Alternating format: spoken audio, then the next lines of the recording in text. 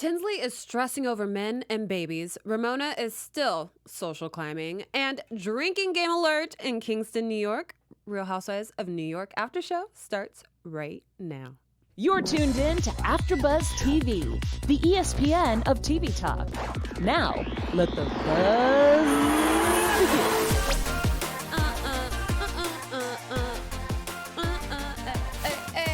Yay! Hey guys, it's just me today. Loving it by myself. I got this whole big desk all to myself, and I just can't wait to lay it out all out there on the line for you guys. Real Housewives of New York, Uptown Girls. We have some things to talk about, things to dig into. We want to wish a happy belated birthday to LuAnn, though. That's why he's not here. He's out celebrating his birthday. We'll see him next week. Love you. Oh, what up? Love you, LuAnn. Yeah, this episode was actually pretty good. I was actually really thrilled. We're starting to weed into a little bit of the dirt. It's no longer surface level. We're really getting into the weeds with these ladies. So here to talk about it. Can't wait to get into it. Love you guys in the chat. Please give me all your comments. Let me know what you're thinking. I already see Troy Vo out there in the chat saying, I totally get Tinsley now. Tell me why. Yeah, guys, so let's just go ahead and start. LuAnn's new home is gorgeous. It's on the water, and that's kind of where the episode is taking us. It starts out there. I think it's a gorgeous little bungalow-looking space, a cute little, like, weekend getaway type of a home. It's out there in Kingston, New York, which is upstate New York. So yeah, and then Dorinda's also feeling her new digs and is acquainting herself with her neighborhood set in place. She says it feels like she's in London. She lived in London for some time, so she's really, feeling it. Everything is in walking distance, and she just finds that it's a central area to everyone and everything she loves. Hannah, John, Bergdorf's, she loves it. So I can really relate with that because where I live in Los Angeles is a pretty central area. It's so close to everything. I feel like I'm 20 minutes away from everything. So I get that. And you also have the luxury of like stepping out and walking to a coffee shop, being social, your grocery store's right there. So I totally vibe with Dorinda on this one. I loved the cute little flower shop that she went into and the flower arrangements that she did. The cheese store, it was super cute. I really loved it. And then we get Sonia, who's on her way to see LuAnn in this mobile office all to herself. It was such a Sonia. I mean, everything Sonia does is a Sonia thing, but I loved it. I thought it was really cute. Her and her dog. She could go to the bathroom. She could watch TV. She could get work done. She could do anything that she wanted to in there. And I mean, more power to her if she's going to travel to upstate New York. How long is that drive? It must only be a couple of hours, and she's in that big van while the other three women, Tinsley, Dorinda, and Bethany, drive up in a SUV, like scrunched in the back seat. Sonia's sprawled out with her dog in a van that probably fits 15 people. But it's a very Sonia thing to do. So Sonia gets, Sonia kind of said a nice little bit of information that lends itself to stuff that happened with Lou during the off season, like this is sports. But when things weren't filming, Sonia says, Lou nearly sacrificed everything for this house, which, if you guys don't remember, is very true. This is what kind of drove her to the brink of her second trip to rehab, was when she tried to sell her house in the Hamptons and her children sued her for it. And she claimed that she was selling the house so that she could buy this house, and her children were like, no.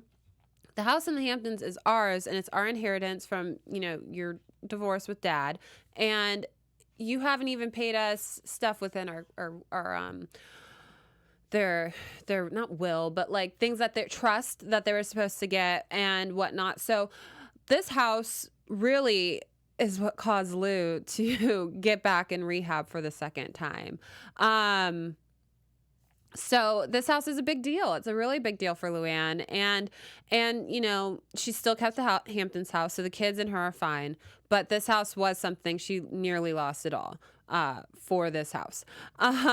Sarah in the chat, I'm really happy for Dorinda. She deserves it after living in that awful apartment.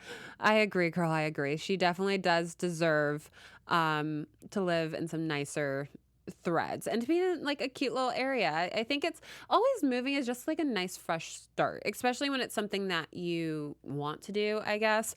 So yeah, definitely happy for Dorinda. But before we move on, I just want to make sure you guys know to make sure you subscribe to our channel on YouTube and follow us and subscribe on Apple Podcasts. We love your support and we appreciate your support. I love interacting with you guys and everything that you guys do in the chat. Give us a thumbs up. And yeah, AfterBuzz TV is really an outlet for me to kind of just like release and talk about shows that I love. So I'm so grateful for this platform, and I'm so grateful to be able to share it with you guys. So subscribe, like, keep the conversation going in the chat, and yeah, I appreciate you guys. But moving on. Tinsley and Bethany and Ramona meet for lunch, and Tinsley starts to share that her dog has cancer. So it's actually kind of sad. Her dog Bambi, the little chihuahua that we see often on the show. And she starts to tell us a little bit about this girls' night out that she had with Ramona and Sonia. And it just wasn't a good girls' night out, it seemed like. And also really seemed like everyone was, buzzed. With that said, Sonia was saying some things that weren't very kind.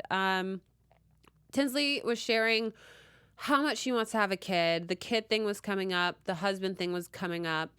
And Sonia's just like, why can't you just get the kid? Why do you need the man? And why do you even want a kid? Like, why do you even want to get married? It's coming from a total perspective of a drunk, divorced woman, in my opinion. Saying how women, they get married, they have the kids, and they really aren't that happy. You can't, if that's what Tinsley wants, then that's what Tinsley wants. And for you to like rain on her parade and try to take something away from her that she feels might make her happy is just selfish and nasty. I did not like where Sonia was coming from. I did not like where she was going with it. She started to bring up Dale, Tinsley's mother, and say that this is what you sound like Dale and she's messed you up and blah, blah, blah. And then Tinsley gets even more defensive because that's her mother and her best friend. So, Sonia, I just felt like was really out of place. But Sonia is at Lu's and she starts to tell her side of the story. And she does admit that she feels bad for how she treated her, but that she was being such a downer. And I'm sorry, but if LuAnn kind of disagrees with you, then I think you have to take a look in the mirror and realize you kind of were a bitch. So Lu is just like, well, she's going through the breakup. Her dog has cancer. Like, she is going through a lot. Like, you should listen to her vent a little bit. At least I think so. Yeah, nothing Sonia does is normal. OMG, I love Sonia so much. She is so fun. She is fun. But she isn't really there for Tinsley at all. I agree with you, Allison. I do think that her mom has messed her up in a bit. I agree with her self-esteem, but also with the fact, and I mean, I think just as women in general, like growing up, we think that our lives are supposed to be, grow up, go to college, get married, have a family, and that's what the equation is and the formula is to being happy. But the truth is that's just not how life works out. I remember when I was younger, I was like, I'll be advice with Chelsea, guys. I thought like life, I'd be married by 25. No. Married by 22, kids by 25, done by 30. And that's just not how things are. There's so much in life that happens and that we need to experience, and to like have that thing formulated and like pushed in your head so much as a child and as an adult, that it will really kind of mess with how you see yourself and how you see life. And I think it's Tinsley is, very honest with her when she's at lunch with Ramona and Bethany, saying, she feels inadequate as a woman without kids. And that kind of broke my heart. I understand wanting to have children. I want to have children. So I could see how at a certain age without having children, that might make you feel bad. But you should also be happy with the life that you're living at the same time. Like she is very financially stable. She's living in one of the best cities in the world, and she has a lot going for her. So it's like, I get that that's missing, but you shouldn't feel inadequate as a woman because you have so many other things to contribute to in this world than having children. And yes, children are a part of it, but like, know that your value is more than just being a mom. A mom is an added bonus. And, I agree with the advice that Ramona and Bethany were kind of giving her, was that, you can't worry about the man. You have to worry about the baby. If having a child is something that you want, you can't wait to find the perfect man, especially at your age. You have all the resources to have a great sperm donor, carry the child yourself. You have access to the best doctors in the world. So yeah, what Bethany said, a good man will come to you and love you because of who you are, even if you have a child. And the child would be an added bonus, So I see where Tinsley is coming from. Totally get it. Totally understand. You want to do it the traditional way. But as you get older, you've been married and divorced. Your time clock as women, it's unfortunate. We have a clock. It's running out. You kind of have to reevaluate. You have to fix up the game plan. It's halftime now. You got to look at what went wrong, what's going right, and just address accordingly. And sorry for the sports reference, but that's just kind of what she has to do, is take a look inward and then say, you know what? If I want a kid, I'm going to have myself a kid. I might be doing it alone, but I have a great family. I have a great support system, and I could do this. And the right man for me will come when it's time for him to come. And if it just so happens that the man comes first and then the baby, then more power to you. But just realize that you have options in today's world and today's science. So, moving on to Ramona. I loved a good Ramona looking inward, reflective moment. We got that today. She comes to this lunch. And by the way, I loved Bethany and Ramona chatting with each other and being so cool and so cordial and just like vibing. Like this is a relationship that could last if it's at this level. Like as soon as it gets deeper and in the dirt, it just is not good. But seeing them like coexist and have a good time, loved it. But Ramona, said she went shopping with Barb, as we remember. I think it was last week or the week before, and Barb kind of pointed out to her, what you're saying isn't bad, but it's your delivery and how you say it. So Ramona goes, I'm going to preface something for you, Bethany, because I'm now aware that my delivery could be a little bit too harsh. And she expresses that, she wishes that Bethany would have skipped the Victoria's Secret fashion show red carpet and come to her charity event and then have gone to the fashion show. And I love Bethany's response. It was, what would you have done, Ramona? What would you have done, Ramona, if you had an opportunity to go on a red carpet for the Victoria's Secret fashion show or to my small little charity event? Which have you done? Would you have skipped the red carpet? Knowing Ramona how we know Ramona and loving her how we know Ramona, we know she would have gone on that red carpet. Hell or high water, she would have been there. She would have been looking good. She would have been in every photo op possible. And it was just like I appreciate her, how she delivered what was upsetting to her. Totally appreciate it. But let's be real, Ramona. You're making it to the Victoria's Secret fashion show red carpet. We know you are, and we love you for it. We love you for it. That's what we love about you. We love you going to a charity event and saying to Dorinda, I got the tables mixed up, when we know for a fact that you didn't get the tables mixed up. You just want to sit at a better table. We love you for that. We think you're not a great person for it, but we love watching you for it. Like, thank you. And thank you for being such a hypocrite in that moment and asking Bethany to have skipped the Victoria's Secret red carpet because, again, we love you for it. Appreciate it, Ramona. But yeah, I do appreciate how she approached her with this news of information and it went over very well because she did approach her in a different way. So kudos to you, Ramona. You're learning, you're growing, you're thriving. We appreciate you. We love you. God bless. Moving on. Bethany also starts. This is a really like packed lunch. They really discussed a lot of things in this lunch. Now that I'm sitting here telling you guys everything that they discussed. Bethany vents about her frustrations with Lou and how Lou was really, kind of hammering her about leaving early from her concert Halloween bash thing.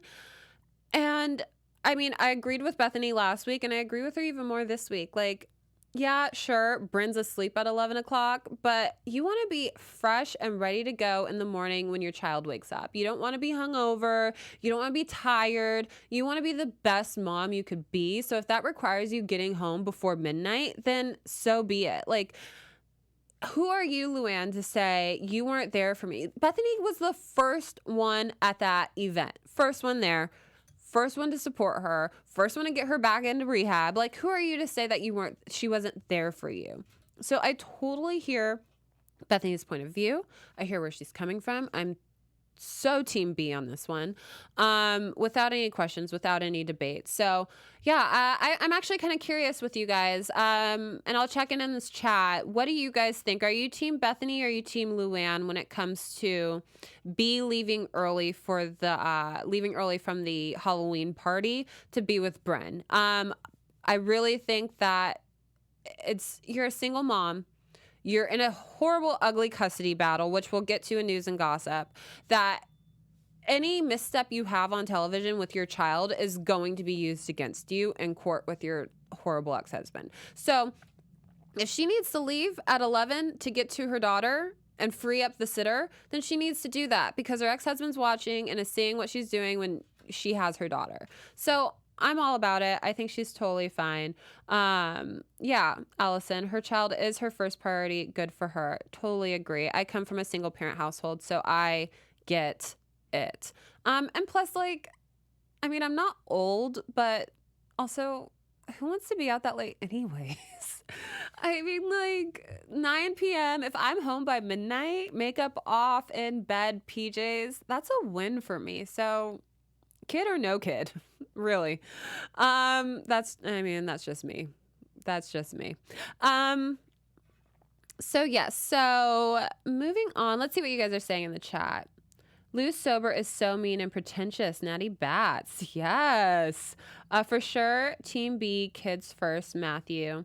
LVP and Lou are so snobby the longer they are on this franchise. I agree with you, Natty. I think that the camera time and being like an OG essentially is getting to some of these women's egos. Going up, Jackie Galaxy. We all know what and where Ramona would be. What's the name of the bar she dumps them all for? Oh, yes. Yes, Ramona, always leaving the friends. Love it, guys. Love it. I love how active you guys are in the chat. I really appreciate it. Keeping me company as I'm sitting here alone. But we finally get to back to upstate New York. Barbara shows up to Lou's home, and Sonia, Barbara, and LuAnn start to tell LuAnn how all the women are feeling about her, how she's being pretentious, how she's talking too much about the cabaret, and how she's not really taking time to care for her girlfriends that have been there and supported her all the way. So LuAnn doesn't take well to this news. She does not think that she's being rude to these women. You guys, I was rehearsing. I couldn't come down. I had a show to do. I was supposed to be scheduled for midnight, but I scheduled it for 11.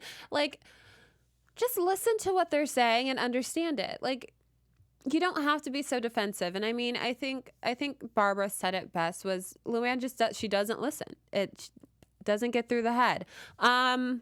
And speaking about pretentious and rude at being sober, by the way, you're sitting at my house and sitting at my table. Like, really? Really? She didn't attack you. She didn't call you a name. She just said what your friends are saying about you. Like, she's being a solid girlfriend. You're really going to threaten Sonia by saying, like, you're sitting in my house, you're sitting at my table? Like, get a life, LuAnn. I can't. I have been so I've never really been a LuAnn fan. I'll say that. I've never really been a LuAnn fan. She, provides good comic relief. She's funny. She's a little bit too into herself, which makes her even more funny. But, like, she just doesn't do it for me. Doesn't do it for me. shoot me, whatever, don't care. She just doesn't do it for me. And how her behavior is this season is really just further validating what I think about her and how my thoughts have been about her. I think she suffers from too much privilege. I think that, yes, you fell in a horrible time. You bounced back up. You have this marvelous cabaret. I get it. But also, people are going through a lot worse in life and doing a lot better according to their standards. And like, bravo to them. Like, I don't know. Like, if you like give back in some way, there's just something about it that just feels so phony. So anyways, that's just me going off on a little tangent about my disliking of LuAnn, the Countess. But yeah, so moving on, the women finally get to Bethany, Dorinda, and Tinsley finally make their way to LuAnn's house in upstate New York.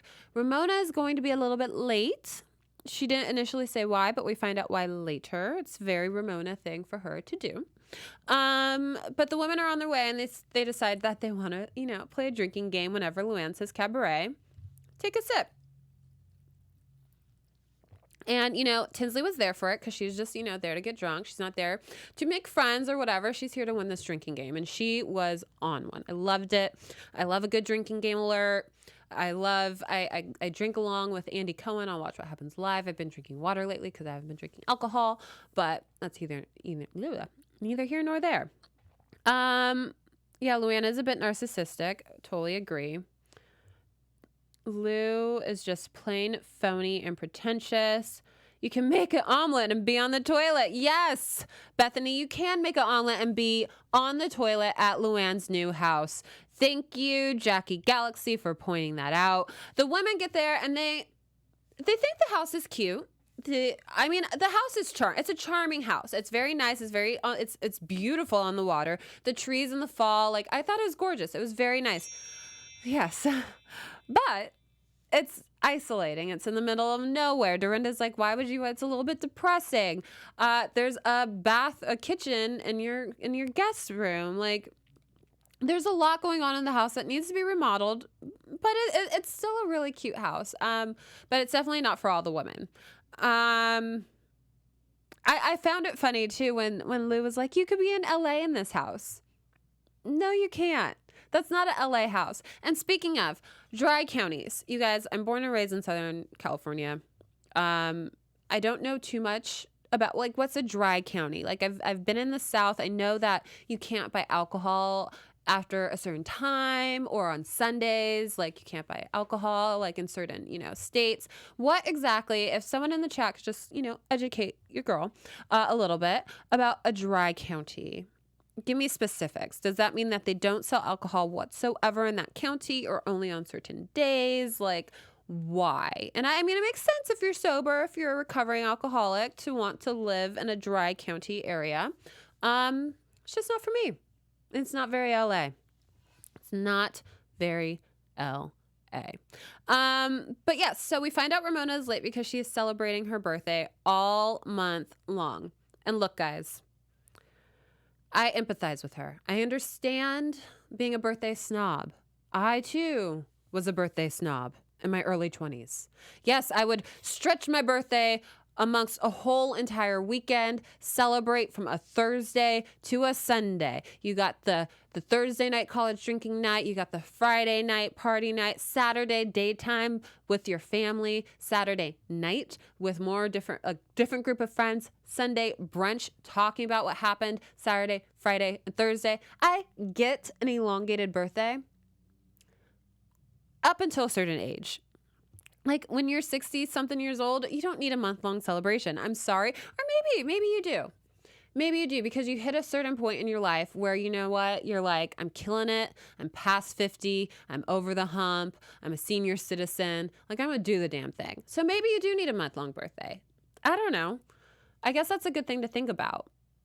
But it's just also very exhausting. It got to a certain point when I was doing the whole weekend thing where it was just God, this is tiring. I couldn't get past Friday anymore. Maybe that just says a little bit about me. I don't know. Karen Taft, you can't drink legally. So you can't drink legally in the city. Oh, don't be bad that I'm all alone. I'm totally fine. So yeah, a month-long celebration celebrating your birthday. And the women don't, they're not really cool with it, but it is what it is. More power to you. If you could rally for a month long to celebrate your birthday, then good for you. At 60-something years old, you do the damn thing. But I can't even get through a weekend. So whatever, Ramona. So the women are all there. The women finally all get there except for Ramona.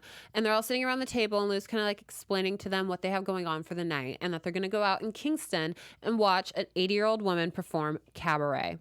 How fun. This is what happens when you have sober friends. Like, to be honest, you're going to watch 80-year-old women sit at a keyboard and sing cabaret. Like, that's what happens when your friends are sober. Like, come on, girl. Come on. You could have done better. But I love Dorinda's joke about it's like kind of looking into a future of yourself, which is true.